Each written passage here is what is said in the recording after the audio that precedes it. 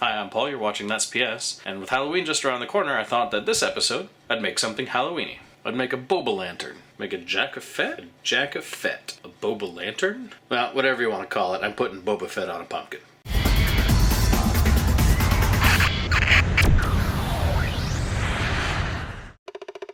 The first step is to print out a version of the template in a size that matches the front of your pumpkin.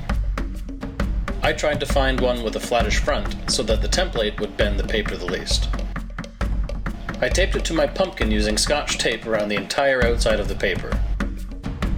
You'll want this to be as secure as you can, since you don't want the pattern to shift while you're working. Originally, I had a plastic poking tool that came with the carving kit I was using, but unfortunately, as I was scraping out the insides, my sister's dog chewed it up, which is why you see me banging away on a sewing needle with a spoon. The idea here is to mark the outline of all the parts you want to cut out. I started with the rocket, which wasn't too difficult to cut out. Getting started was kind of tricky since the dots I had made blended in with the coloring of the pumpkin. I used the paper template for reference. I eventually had to bring the original template up on my computer, because the paper one had the fine details mangled too far to tell exactly where my dots lined up. At this point, it's just like cutting out a large connect-the-dots puzzle.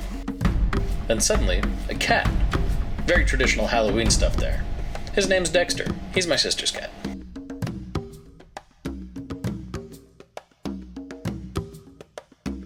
The trickiest part of the whole pattern was the left side of the face.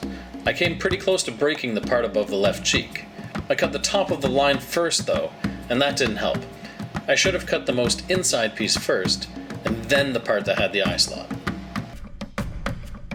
I finished it off by cutting out the bits between the face and the rocket, being extra careful not to break the skinny pieces of pumpkin that held it all together. And just like that, it's done. Put a candle inside, turn the lights out, and check out your Fetkin-O-Lantern. I originally got this pattern from ThinkGeek, however, it didn't really come in the size I wanted, so I've made this pattern in multiple sizes available on my website. Links in the doobly-doo. As always, if you like it, make sure to like it.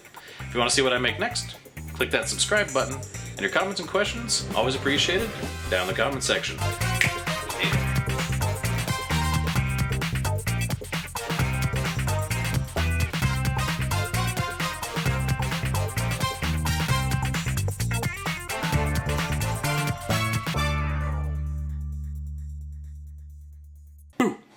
Happy Halloween.